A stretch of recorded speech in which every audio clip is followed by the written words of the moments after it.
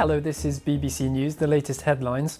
The Swedish activist Greta Thunberg has branded the COP26 climate conference a failure, describing it as a global greenwashing festival. And Marília Mendonça, one of Brazil's most popular singers, has died in a plane crash at the age of 26. The pharmaceutical company Pfizer says a clinical trial of a new pill to treat COVID-19 shows that the drug is highly effective.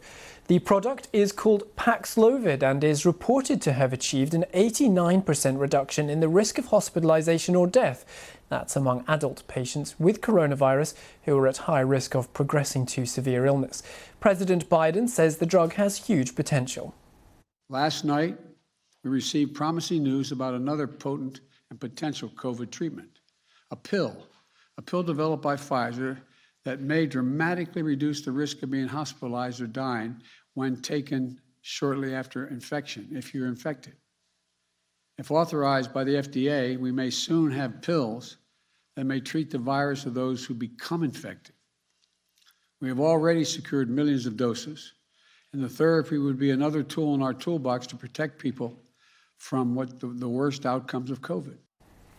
Well, we can now speak to Dr. Celine Gounder, who's an infectious disease specialist and epidemiologist at NYU and Bellevue Hospital. Celine's also a member of the Biden-Harris Transition COVID-19 Advisory Board. Dr. Gounder, very good to have you on the programme. Thank you for being with us. Tell us a bit more about how this drug works and how it fits in to the US COVID prevention strategy.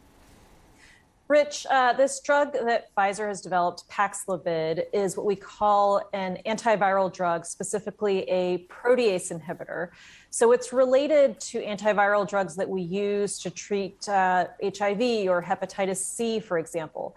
And it's important to understand that the mechanism of action of Paxlovid is different from that of the Merck oral pill for COVID, what's called molnupiravir. They have different mechanisms of action. However, what they both have in common is that they are only effective if given for treatment very early in the course of disease. These numbers with Pfizer's drug Paxlovid are very impressive, 89% effective against in terms of preventing hospitalization and death. However, that's only if given within 3 days of developing symptoms. So we need to be very fast about diagnosing and starting people on treatment for these drugs to have an impact. And what kinds of patients are going to benefit from this drug? So in the studies, both the study of the Pfizer drug Paxlovid as well as Merck's molnupiravir, they focused on people who were at high risk for developing severe COVID. So maybe they were obese, had diabetes or other underlying chronic medical conditions, but they were not in the hospital. They were being diagnosed as outpatients, and then were being started on treatment in the case of the Pfizer drug within 3 days of symptom onset, and with the Merck drug within 5 days of symptom onset. We heard President Biden there signaling his support for the drug. What are the next steps in terms of licensing and getting it approved? So the Biden administration has already placed purchase orders for the drug.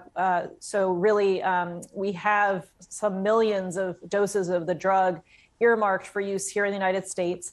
Pfizer is submitting its drug to the FDA for emergency use authorization.